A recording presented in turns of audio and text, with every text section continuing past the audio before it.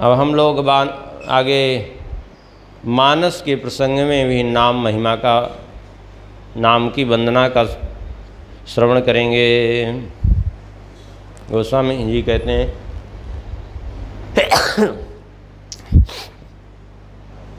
वंदो नाम राम रघुवर को, हेतु कृसानु भानु हिमकर को, विधि हरिहर में वेद प्राण सो, अगुण अनुपम गुण निधान सो।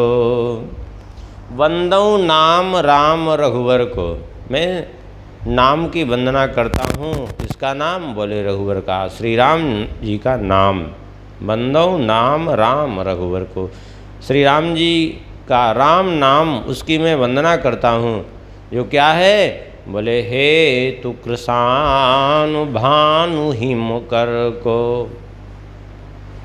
जो कृसानु अर्थात अग्नि, भानु अर्थात सूर्य, और हिमकर्म अर्थात चंद्रमा, इन तीनों का जो हेतु है।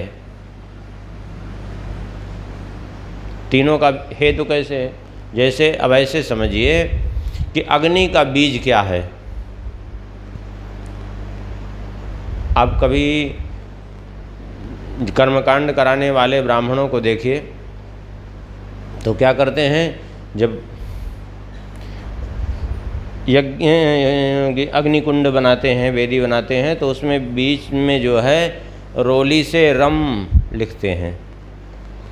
तो क्या है? अग्नि का बीज है। तो ऐसे राम नाम का जो रकार है वो अग्नि का बीज है। हेतु कृसानु, और अकार सूर्य देव का, और मकार चंद्रमा का, ये बीज। इसलिए कहते हैं इन तीनों का हेतु है, अर्थात इन तीनों का जो है बीज मंत्र राम नाम में समाया हुआ है। अच्छा, दूसरे ढंग से इसका अर्थ समझें।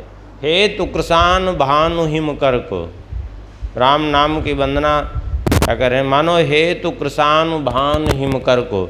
अग्निदेव करते क्या हैं? अग्निदेव सब चीज़ को जला करके भस्म करते हैं। सूर्यदेव क्या करते हैं? अंधकार का विनाश करते हैं, अप्रकाश फैलाते हैं, ऊर्जा देते हैं जीवों को। और चंद्रमा क्या करते हैं? बोले शीतलता प्रदान करते हैं, ताप का शमन करते हैं। तो राम नाम क्या करने वाला है? बोले राम नाम महाराज क्या करते हैं? राम नाम उच्चारण करने से हेतु कृसानु भानु हिमकर को, ये तीनों गुण आते हैं। कृसानु माने अग्निदेव, से अग्निदेव समस्त चीज़ों का विनाश कर देते हैं, जला करके भस्म कर देते हैं। ऐसे राम नाम महाराज अपने नाम जापकों के समस्त पापों को का, समस्त दुष्कृतों का, समस्त दुष्प्रवृत्तियों का दहन कर देते हैं, समस्त दुर्विकारों को जला करके भस्म कर देते हैं। इसलिए अग्नि का हेतु कहा गया। जो गुण अग्नि में है, बस अंतर क्या है? अंतर यह है कि अग्नि में जो गुण है वो भौतिक वस्तु को जलाने का गुण है, लेकिन जो राम नाम में गुण है वो जो अग्नि का गुण है वो भौतिक वस्तु नहीं, हमारे अंतर में भरे हुए समस्त पापों का को जलाने का गुण है, हमारे दुष्प्रवृत्तियों को जलाने का काम करते हैं नाम महाराज, और हमारी दुर्वासनाओं को जलाने का काम करते हैं, समस्त दुर्विकारों को जला करके भस्म कर देते हैं।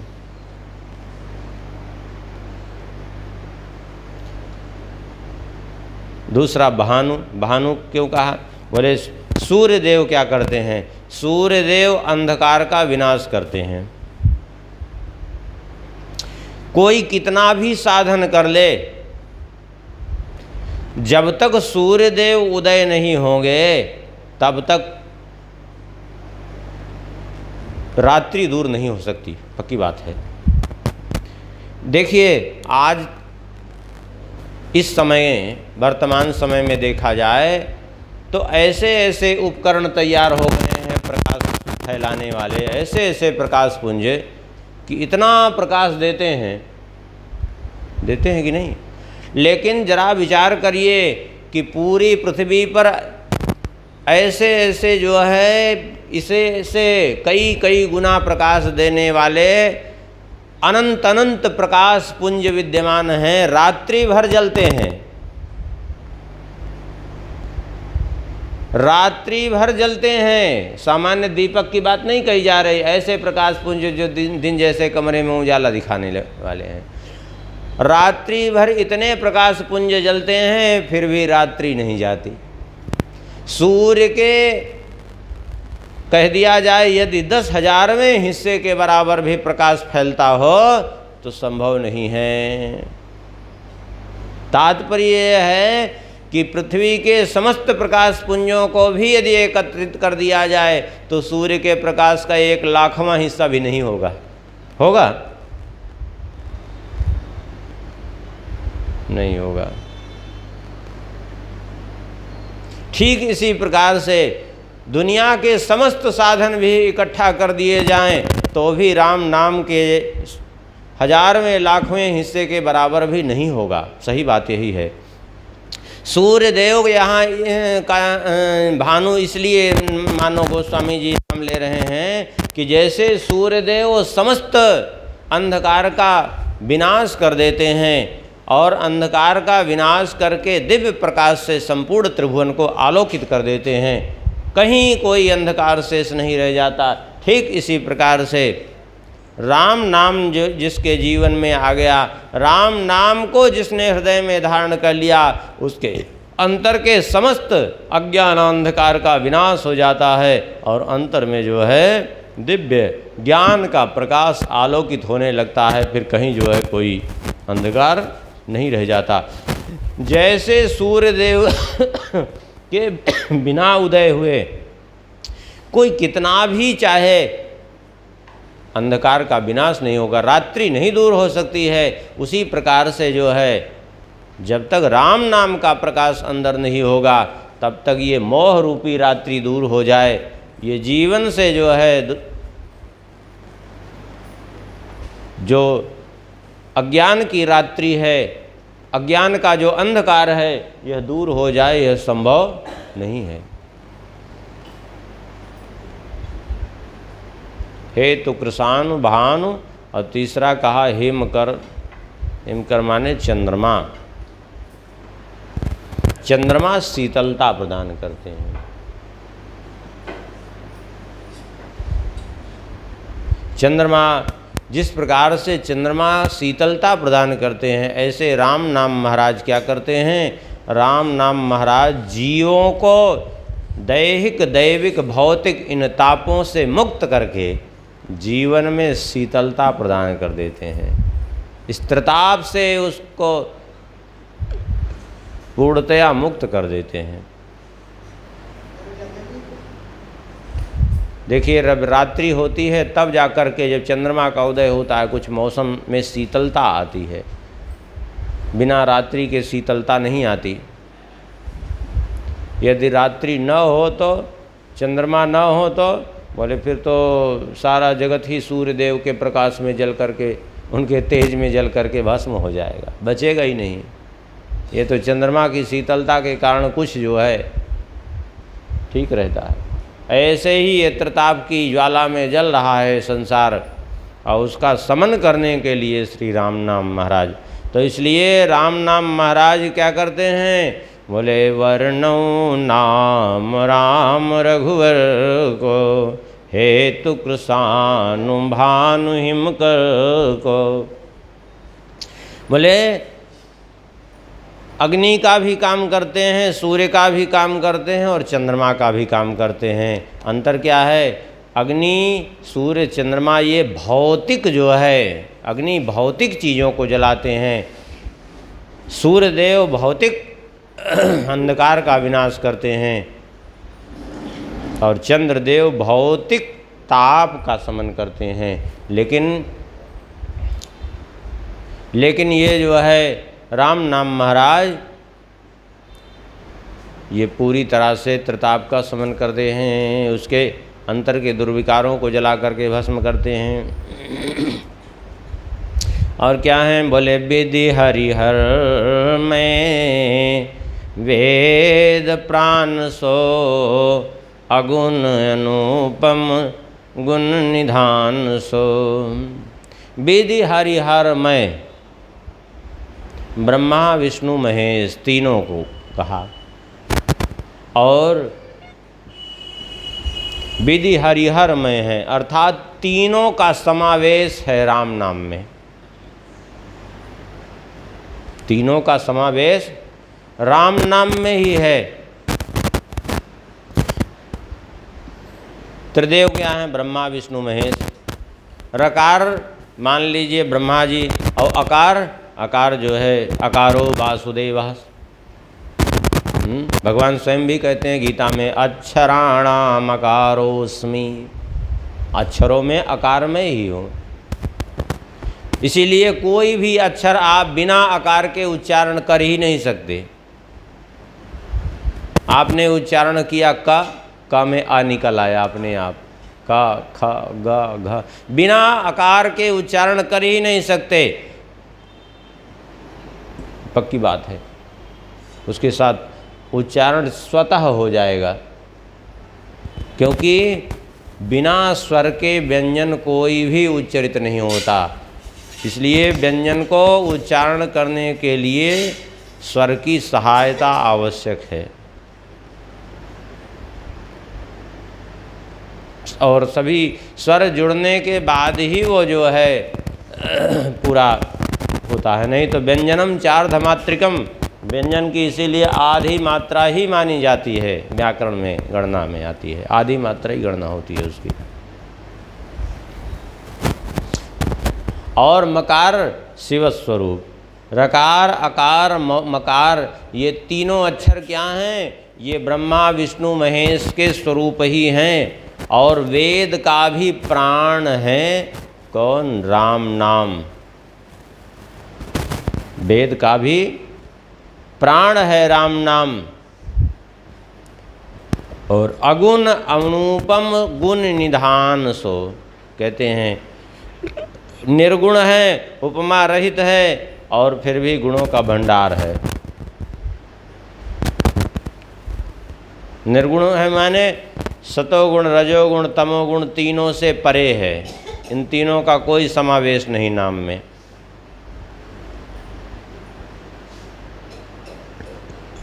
और उपमा रहित है, निरूपम अनुपम, किसी से राम नाम की उपमा नहीं की जा सकती, चाहे कुछ भी कर लीजिए। और गुणों का धान हम भी हैं, गुणों के भंडार भी हैं। महामंत्र सुजोई जपत महेशु, काशी मुकुति हेतु उपदेशु। महिमा जासु जान गणराऊ, प्रथम पूजियत नाम प्रभाव। कहते हैं जिस महामंत्र का अर्थात राम नाम महामंत्र का भगवान शंकर जी निरंतर जप करते रहते हैं, और उसी राम नाम महामंत्र को देकर काशी में जीवों को मुक्ति प्रदान करते हैं। इस बात को स्वयं भगवान शंकर जी ने ही कही है। अध्यात्म रामायण में जब भगवान श्री राम जी का राज्याभिषेक का वर्णन है जहाँ पर, तो वहाँ पर भगवान शंकर जी आए हैं राम जी के पास। सबने अपनी अपनी ढंग से स्तुति की है।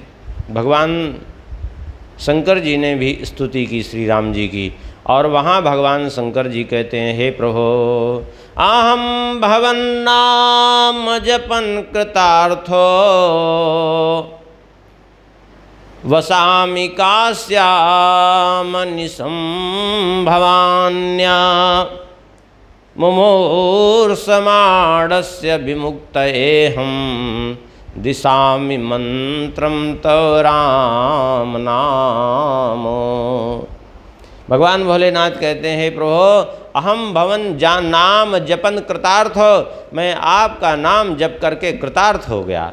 और वसामि काश्यामनि संभवान्या, मैं भवानी पार्वती जी के साथ निरंतर काशी में निवास करता हूँ।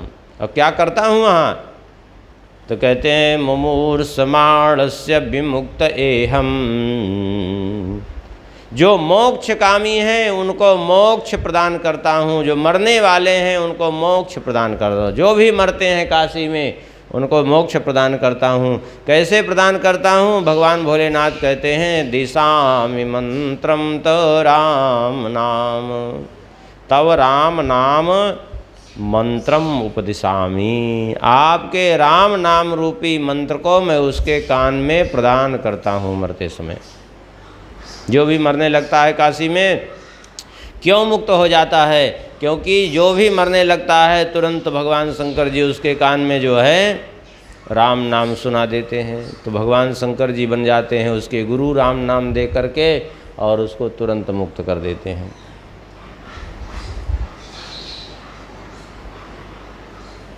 ये बात स्वयं भगवान शंकर जी ने कही है।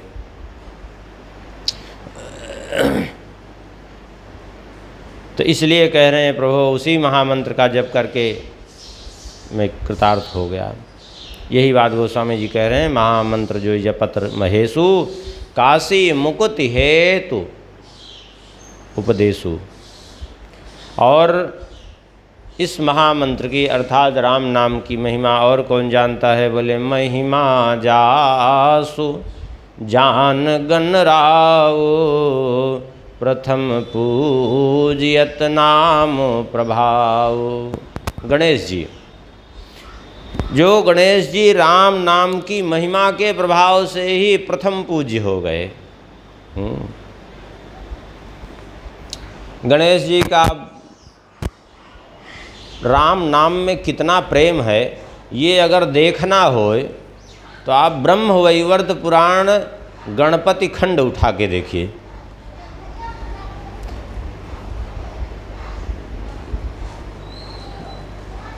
पार्वती जी के पुण्य व्रत पर प्रसन्न होकर के भगवान श्री कृष्ण प्रकट हुए। ये क्या चाहिए? प्रभु आप ही पुत्र रूप में हमें प्राप्त हो। पार्वती जी ने भगवान श्री कृष्ण से वरदान मांगा। अब यहाँ कोई ये न सोचे कि कृष्ण अवतार तो बाद में हुआ, यहाँ नहीं। नित्य गोलोक बिहारी श्री कृष्ण कहा कि आप हमें पुत्र रूप में प्राप्त हों, क्योंकि जो है आपकी लीलाओं को देख करके हम जो है हमें बड़ी प्रसन्नता होती है, कृष्ण अवतार की लीलाओं को देखकर। भगवान ने कहा सोच लो। बोले सोच लिया। फिर से सोच लो।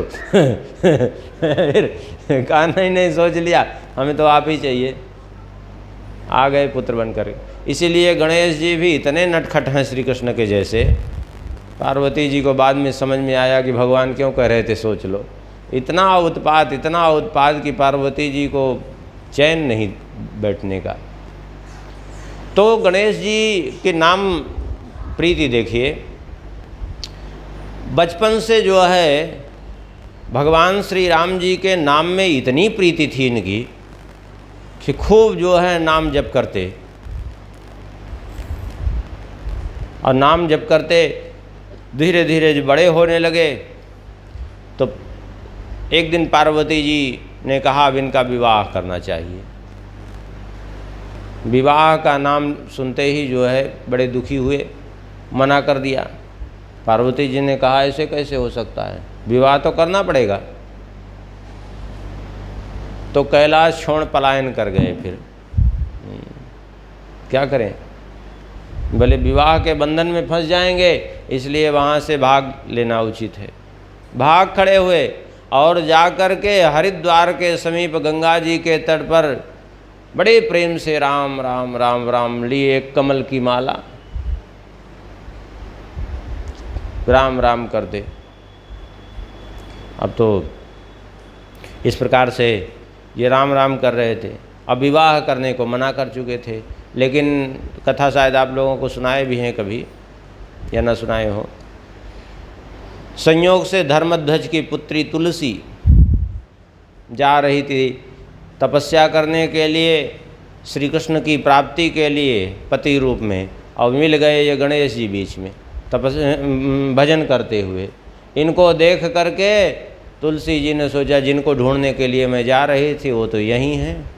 जाके चरणों में प्रणाम किया और कहा हमें स्वीकार कर लीजिए पत्नी रूप में। मना कर दिया गणेश जी ने, बोले हमें भजन करने दो, तुम जाओ अपना जहाँ जा रही हो।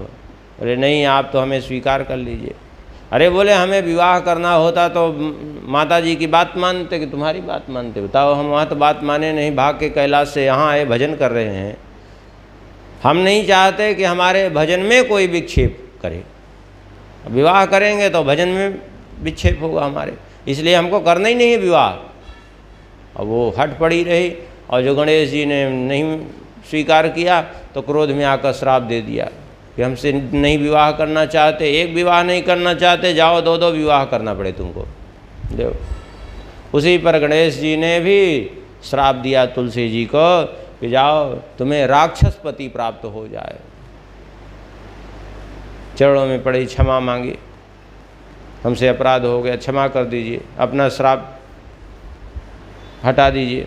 बोले अब श्राप तो हमारा मिथ्या नहीं हो सकता, लेकिन जाओ तुम्हें पति प्राप्त होगा राक्षसी शंखचूड़। लेकिन चिंता मत करो, तुम पातिव्रत धर्म का पालन करती रहोगी उस रूप में। शंखचूड़ के रूप में कोई सामान्य व्यक्ति नहीं, बल्कि भगवान श्री कृष्ण के गोलोक धाम का जो है, जो नित्य सखा है, सुदामा नाम का सखा, वही जो है शंखचूड़ के रूप में जो है अवतरित होकर के तुम्हारा पति बनेगा। उसका जन्म भी हो चुका है, वो तपस्या कर रहा है पुष्कर में। गणेश जी ने समझाया, बाद में उसी के साथ विवाह हुआ। फिर क्षमा मांगा तो कहा ठीक है जाओ। फिर उसके मारे जाने के बाद भगवान की प्राप्ति तुम्हें हो जाएगी, और भगवान सदा सर्वदा के लिए तुम्हें अपनी सेवा में स्वीकार करेंगे। और अब मैं वरदान देता हूँ कि सारे देवता जो है तुम्हें अपने शीश पर धारण करेंगे। भगवान के चरणों में चढ़ोगी, बाकी सभी देवताओं के तुम शीश पर सुशोभित होगी, लेकिन मेरी पूजा सेवा में तुम्हारा कोई स्थान नहीं रहेगा। इसीलिए गणेश जी को तुलसी नहीं चढ़ती, ना तुलस्या गणाधिपम। अब कितनी नाम निष्ठा थी सोचिए, कि घर द्वार छोड़ के जाके नाम जप कर रहे थे। और सुन लीजिए, नाम के प्रभाव से ही जगत पूज्य हो गए। कैसे? सारे देवताओं की सभा इकट्ठी की गई, बोले एक प्रतियोगिता होगी,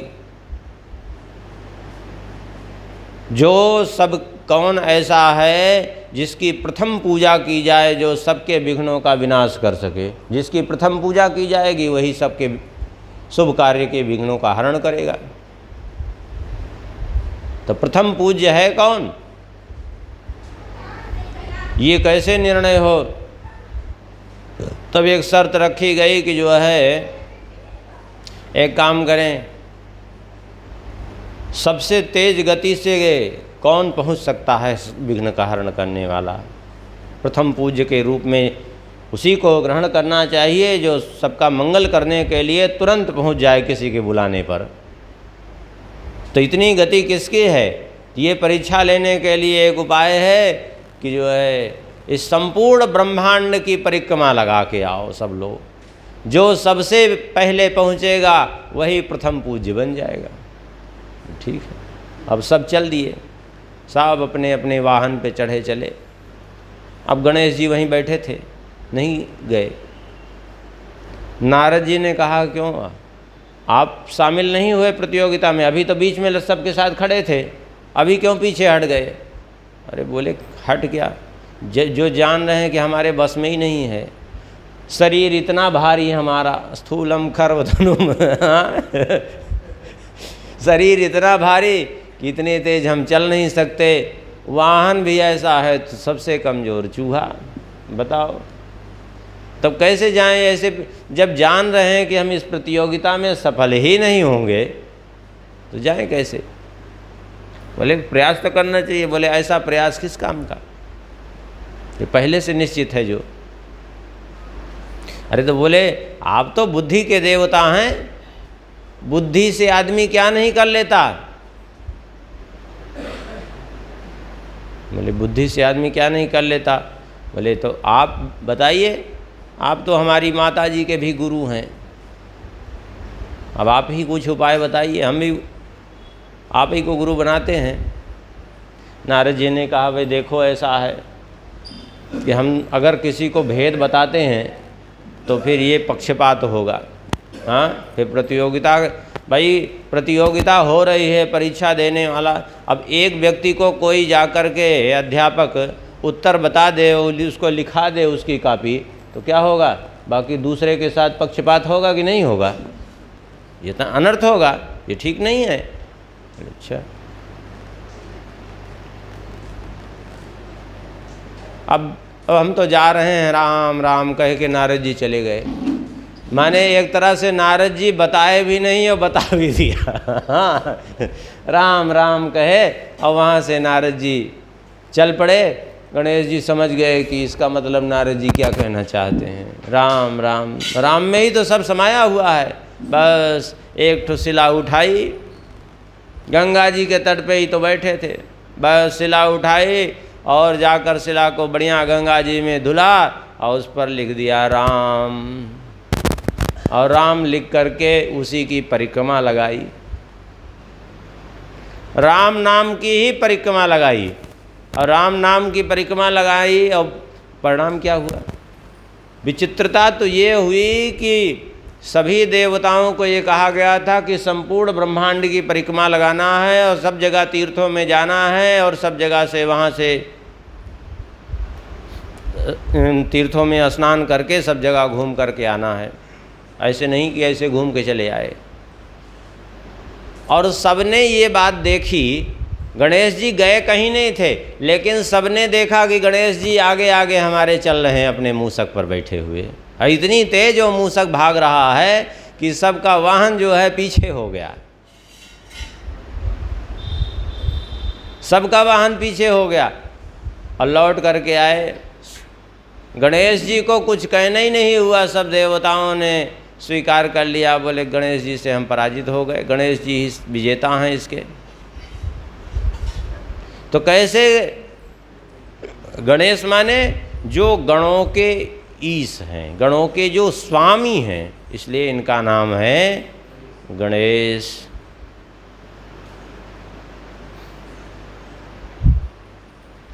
तो नाम के प्रभाव से प्रथम पूज्य हो गए। यही बात गोस्वामी जी यहाँ इतनी बड़ी कथा को कितने संक्षेप में गोस्वामी जी एक पंक्ति में लिख डाली।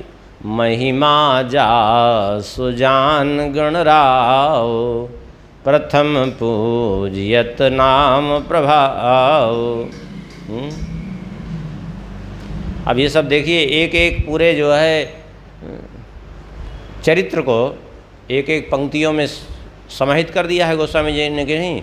अब और सुन लीजिए, और नाम की महिमा कहते हैं। जान आदि कवि नाम प्रतापू, भयो शुद्ध करी उल्टा जापू।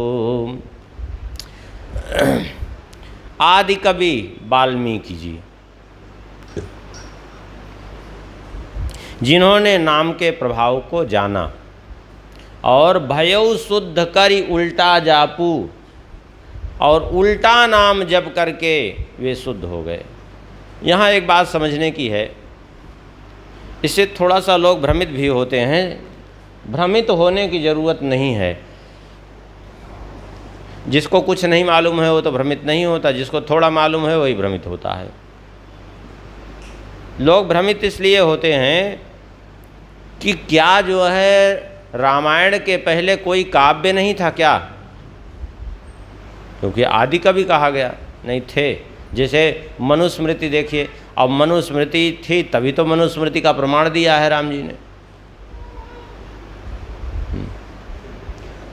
लेकिन यहाँ आदि काव्य इसलिए कहा गया क्योंकि काव्य के रूप में जो भगवत चरित सिद्धांत का तो वर्णन था, स्मृतियों के रूप में, लेकिन जो भगवत चरित्र के रूप में काव्य होना चाहिए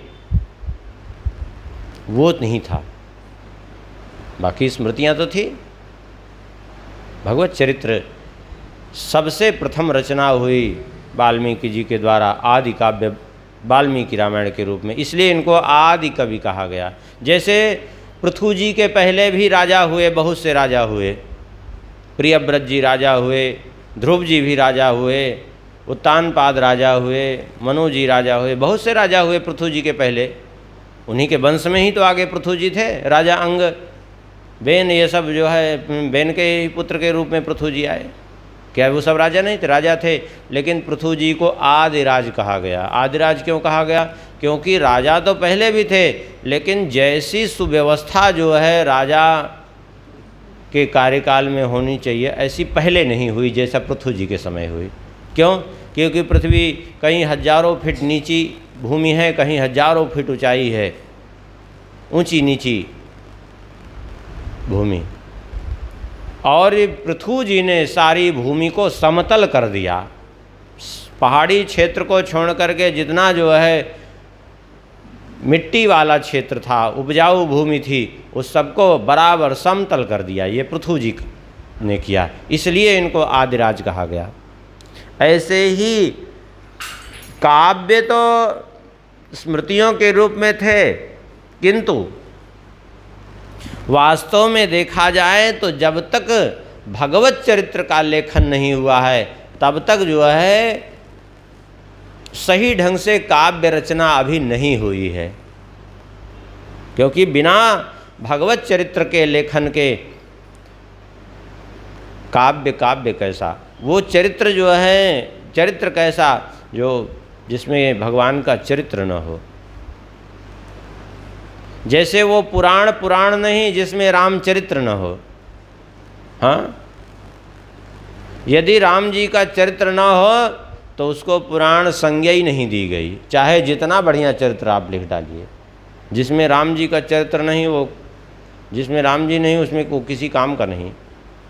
और इसीलिए आप जितने पुराण उठाइए सब में राम जी का चरित्र जरूर मिलेगा, चाहे वो 1-2 अध्याय में ही हो, चाहे वो किसी का भी चरित्र हो। शिव जी का चरित्र भरा हुआ है शिव पुराण में, लेकिन वहाँ भी रामचरित्र आपको जरूर मिलेगा, क्योंकि उसके बिना, रामचरित्र के बिना कोई पुराण ही नहीं है। देवी भागवत देवी का चरित्र है पूरा, लेकिन उसमें भी रामचरित्र है, उसमें भी रामचरित्र, इसलिए आदि काव्य कहा गया। तो कहते हैं जान आदि कवि नाम प्रतापु, नाम के प्रभाव को आदि कवि वाल्मीकि जी ने जाना। कैसे जाना? बोले भयो शुद्ध करी उल्टा जापू, उल्टा नाम जप करके पवित्र हो गए। सीधा की बात जाने दीजिए, राम राम यदि कहें तब तो चलो एक बार ठीक है, नाम निकल रहा है, यहाँ तो उल्टा। ये बात श्री वाल्मीकि जी ने स्वयं ही कही है कि ऋषियों ने हमें उपदेश दिया, मरेति जप सर्वदा, मरा मरा मरा, इस प्रकार से जपो। हाँ, मरा मरा मरा, क्योंकि राम राम निकलता ही नहीं था मुख से। तब जब उल्टा नाम जपने से ये स्थिति है, तो सीधा नाम यदि जपें तो क्या, ये तो कहना ही क्या है। साहस नाम सम सुनी शिव बानी, जपिजे पिय संग भवानी। भगवान का राम नाम जो है 1000 नाम के बराबर है अकेले ही। अब ये भी एक कथा है, इसमें सब में हर पंक्तियों में एक एक कथा समाहित किया है गोस्वामी जी ने। ये कथा ऐसे है कि एक बार की बात है, कैलाश पर्वत पर भगवान भोलेनाथ बैठे हुए थे। पार्वती जी का नित्य नियम था विष्णु सहस्रनाम पाठ करने का। अब जैसे ही पाठ करने के लिए उद्यत हुई, श्री नारद जी नारायण नारायण करते हुए पहुँचे और सीधा जा कर के भगवान भोलेनाथ के हाथ में प्रसाद थमा दिया, भगवान का प्रसाद ये लीजिए। बोले ठीक है। अब भगवान शंकर जी ने पार्वती जी को भी कहा कि लो प्रसाद ले लो। पार्वती जी बड़े धर्म संकट में, अब क्या करें।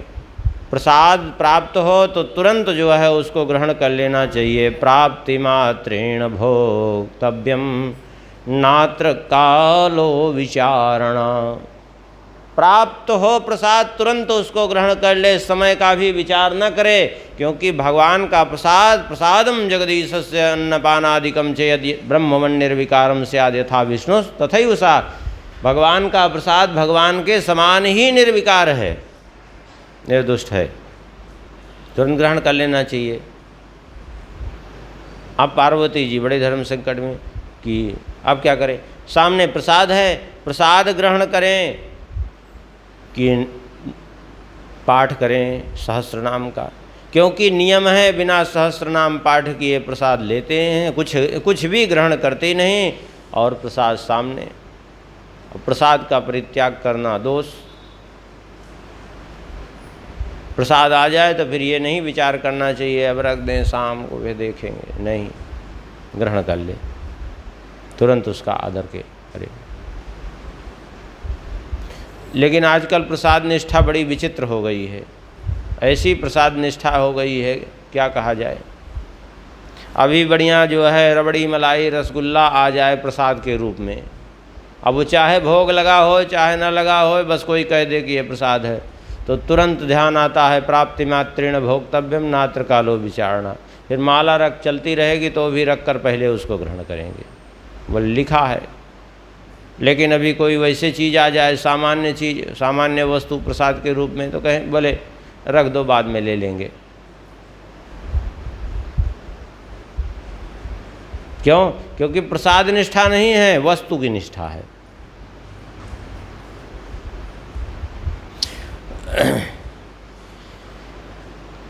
अब जब पार्वती जी धर्म संकट में फंस गई तब भगवान भोलेनाथ ने कहा देवी बहुत ज़्यादा परेशान होने की ज़रूरत नहीं, इसका उपाय है हमारे पास।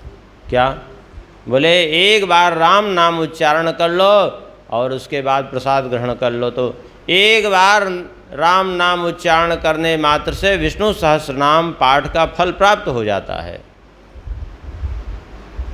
तो भगवती पार्वती जी ने राम नाम का उच्चारण किया और प्रसाद ग्रहण कर लिया। इसी बात को यहाँ कह रहे हैं, सहस नाम सम सुनि शिव बानी जप जेई पिय संग भवानी। 1000 नाम के समान है, ऐसा सुनकर के जो है निरंतर पार्वती जी उनके साथ जप करती रहती हैं। भगवान का नाम, शंकर जी भी दिन रात राम राम ही करते रहते हैं, पार्वती जी भी दिन रात राम राम करते रहती हैं। हाँ, अब आजकल लोग कहते हैं राम नाम लेने से क्या होता है। गणेश जी दिन रात राम राम करते रहते हैं, नंदीश्वर देखिए दिन रात राम राम करते रहते हैं।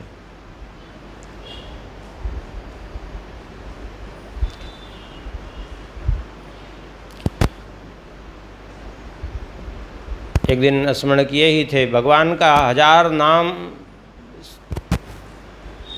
अकेले श्री राम नाम उसके बराबर है। इसके कई प्रमाण मिले हैं ग्रंथों में। अभी उस दिन सुन ही रहे थे ब्रह्मवैवर्त पुराण में कि भगवत स्वयं जो है राधा जी ने कहा है, नामना दिव्यम सहस्राणाम स्मरणे यत् फलम लभेत तत्फलम लभते नूनम रामोच्चारण मात्रतः। भगवान के 1000 दिव्य नामों का जो फल है वो अकेले राम नाम के उच्चारण से प्राप्त हो जाता है। हर से हेतु हेरि हर ही को किय भूषण तीय भूषण ती को। नाम प्रभाव जान शिवनी को कालकूट फल दीन यमी को। कहते हैं हर से हेतु हेरि हर ही को।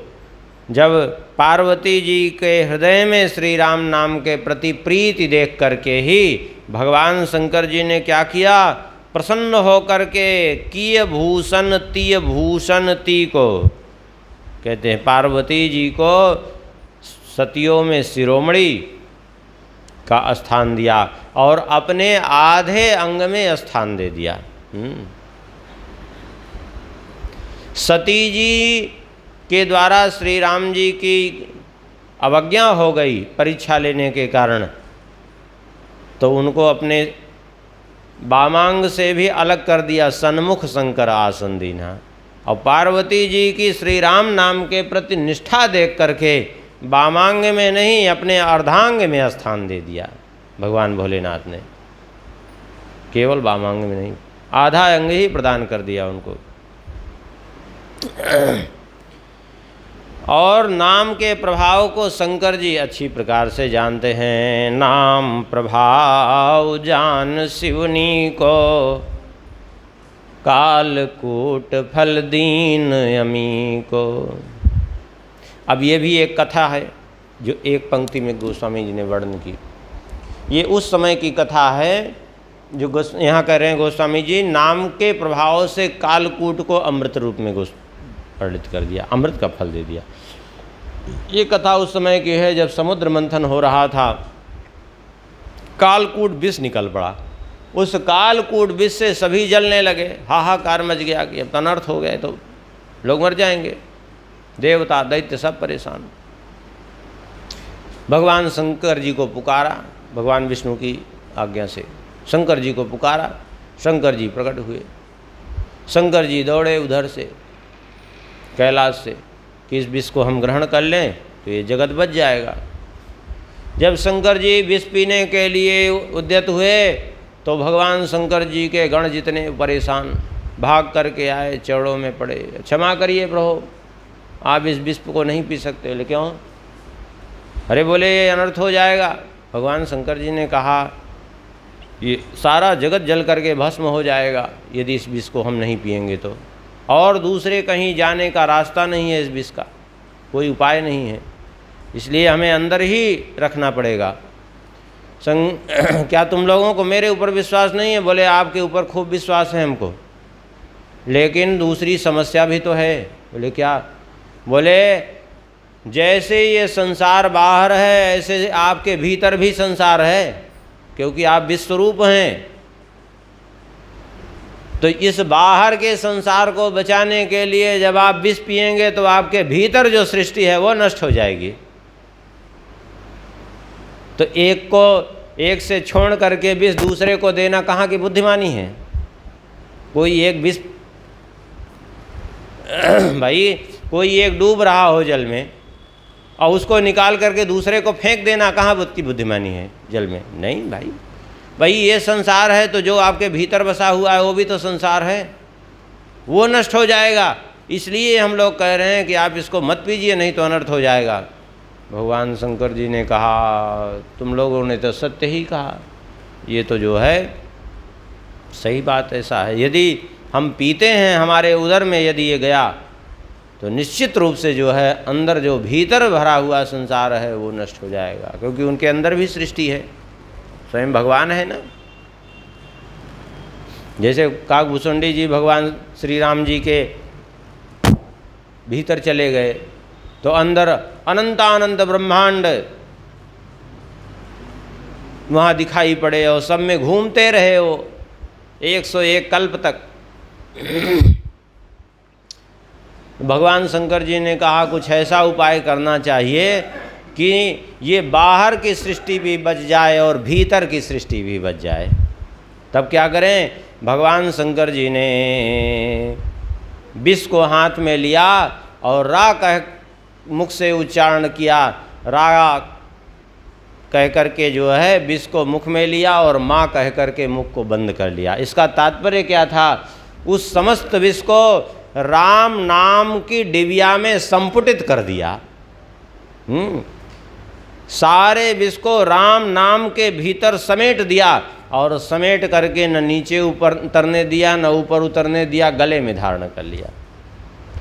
आप कहेंगे ये गले में कैसे विष रुक गया? भाई कोई चीज़ जाएगी तो या तो ऊपर रहेगी या तो नीचे जाएगी, ये गले में कैसे रुकेगी?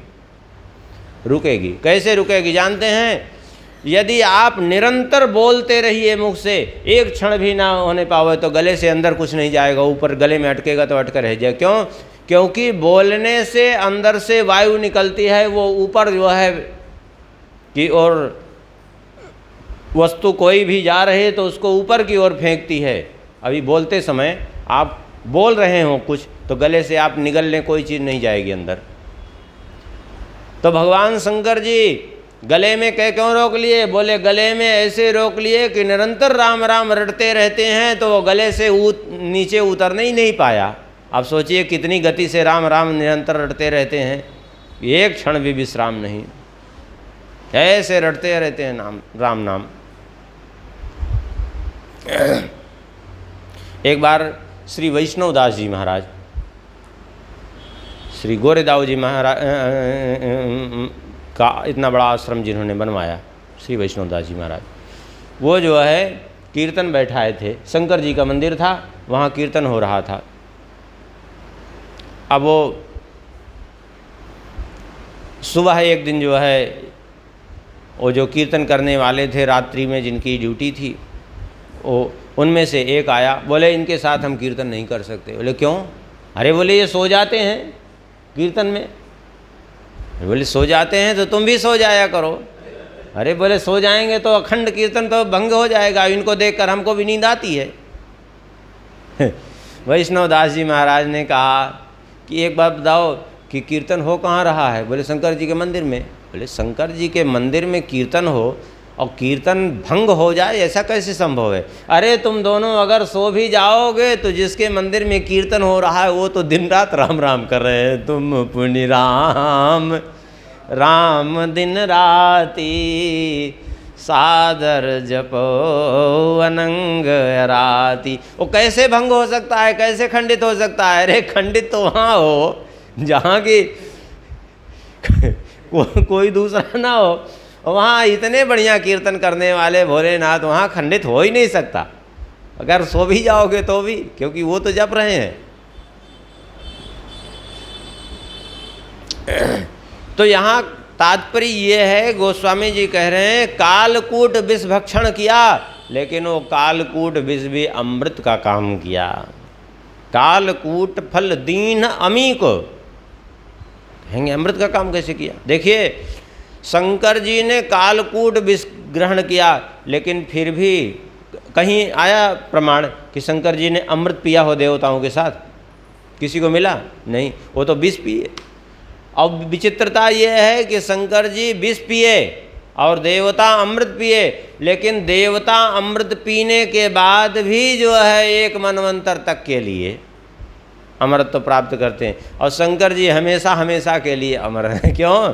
बोले राम नाम के प्रभाव से वो विष पी करके भी अजर अमर अविनाशी हैं। कालकूट फल दीन हमी को, यह है राम नाम का प्रभाव।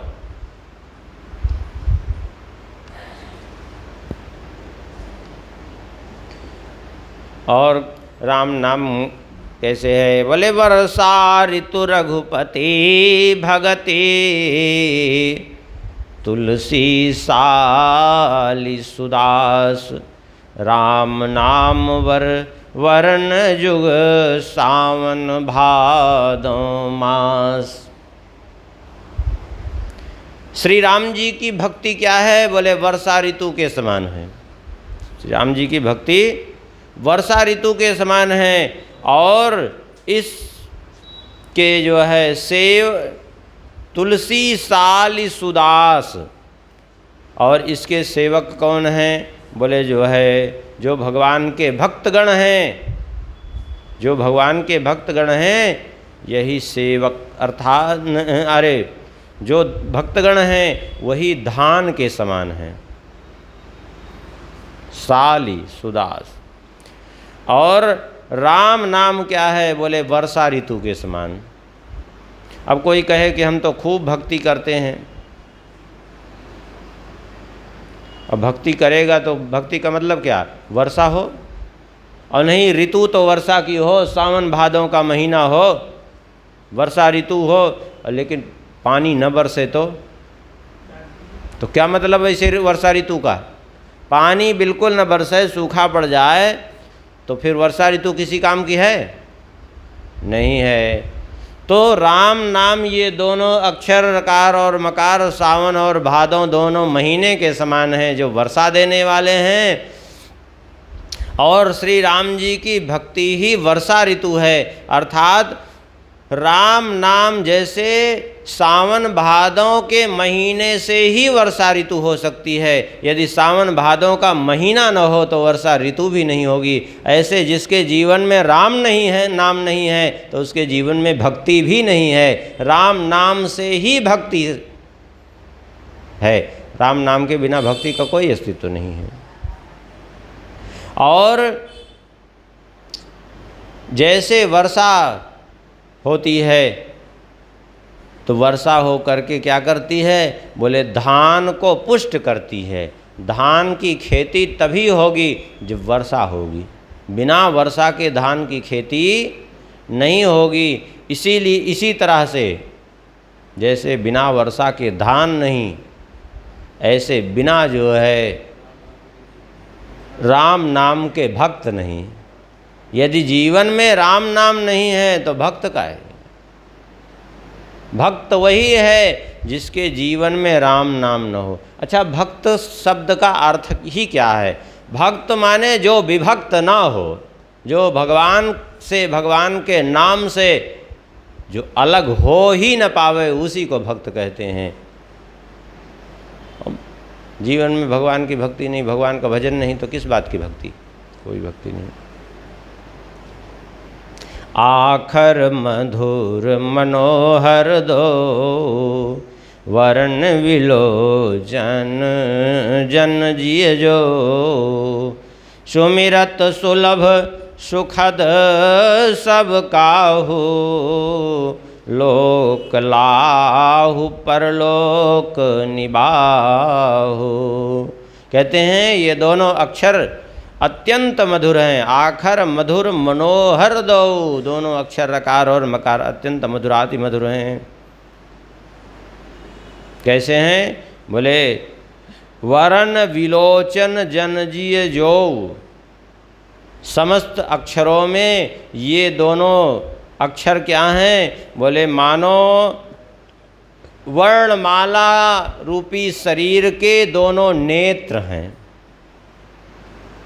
वर्णमाला रूपी शरीर के नेत्र हैं मानो दोनों।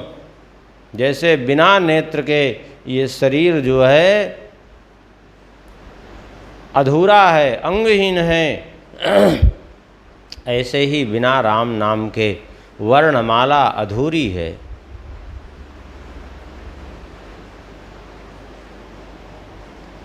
और सुमिरत सुलभ सुखद सब काहू, लोक लाहु परलोक निबाहु।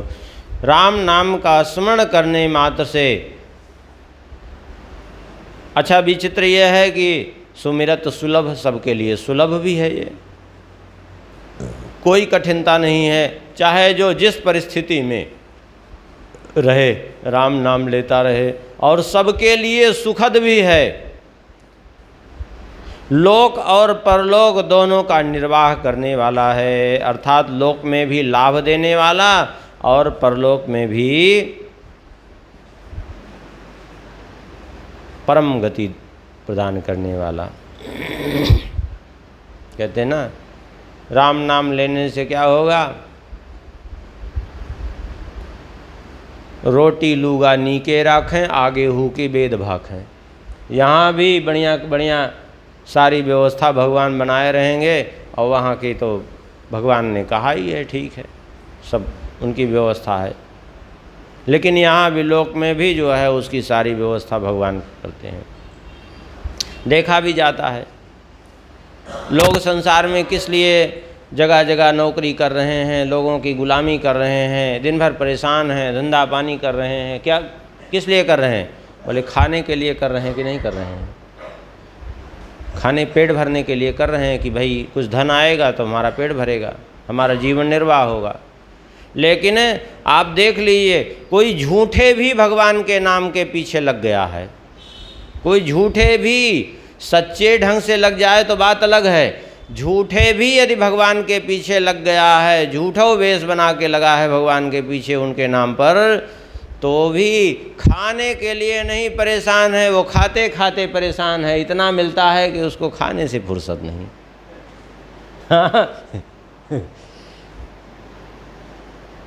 तो लोक में भी उसका निर्वाह हो रहा है, और परलोक की तो भगवान ने व्यवस्था करी रख दी है। कहत सुनत सुमिरत सुठिनी के, राम लखन सम प्रिय तुलसी के। वर्णत वरण प्रीति बिलगाती, ब्रह्म जीव सम सहज संघाती। कहने कहत सुनत सुमिरत सुठनी के, बोले कहने में, सुनने में, स्मरण करने में दोनों अक्षर बड़े मधुर हैं। और गोस्वामी जी कहते हैं हमारे लिए तो दोनों अक्षर राम लखन सम प्रिय तुलसी के, राम जी और लखन लाल जी के समान प्रिय हैं दोनों अक्षर हमारे लिए। अर्थात रकार और मकार हमारे लिए केवल अक्षर नहीं है, वो साक्षात श्री राम और लक्ष्मण ही हैं उस रूप में।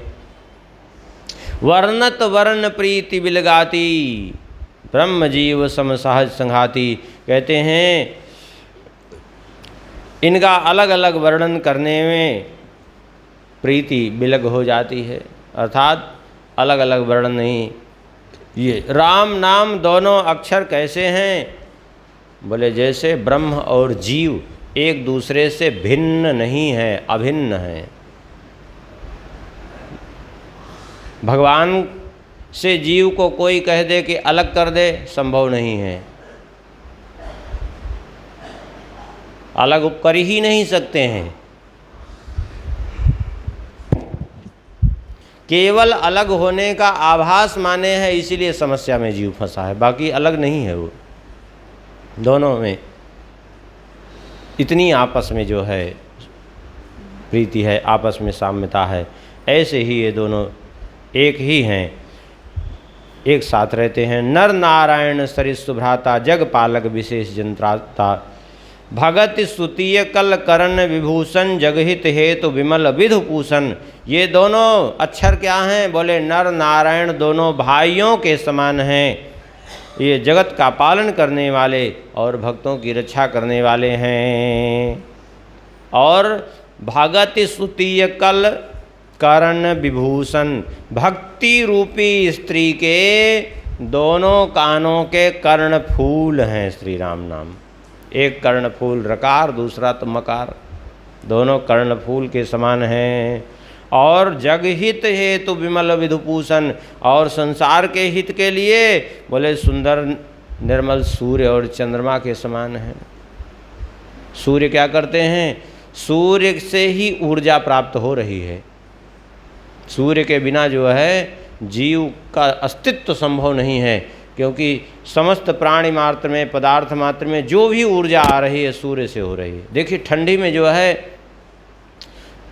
जब सूर्य की किरणें जो है मंद पड़ जाती हैं, सूर्य दक्षिणायन की ओर हो जाते हैं, तो देखिए कितने पेड़ पौधे सूख जाते हैं, कितने मनुष्यों का जीवन अस्त व्यस्त हो जाता है।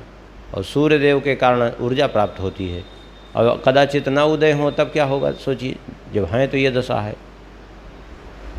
तो ऐसे चंद्रमा क्या करते हैं? बोले चंद्रमा ये जितने वनस्पतियां हैं, जितने पेड़ पौधे, जितने हम लोग जो कुछ भी खाते हैं, इनका पोषण कौन करता है? चंद्रमा। इसलिए चंद्रमा को औषधियों का स्वामी कहा गया है।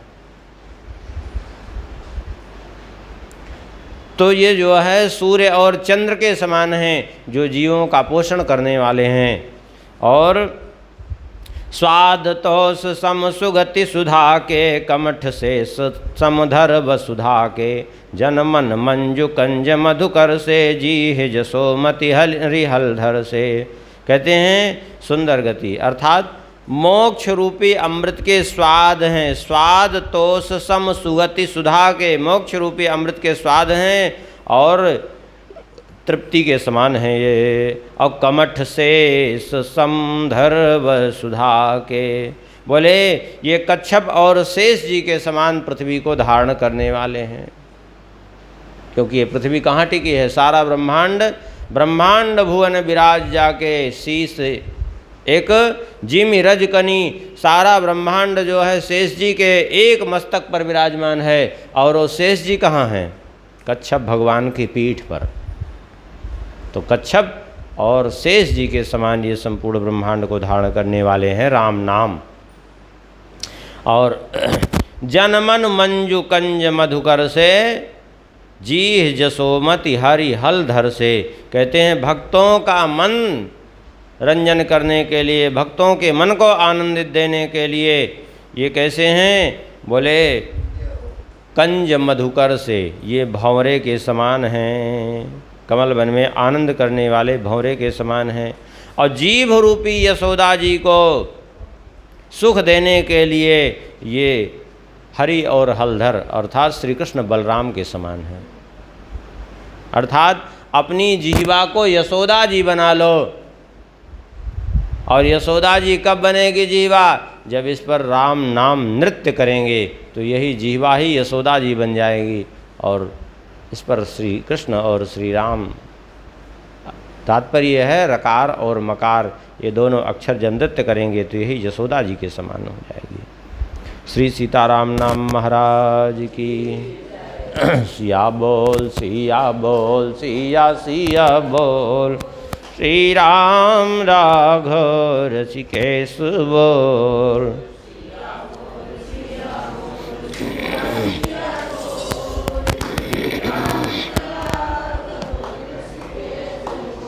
सिया बोल सिया बोल सिया सिया बोल, श्री राम राघव ऋषिकेश बोल।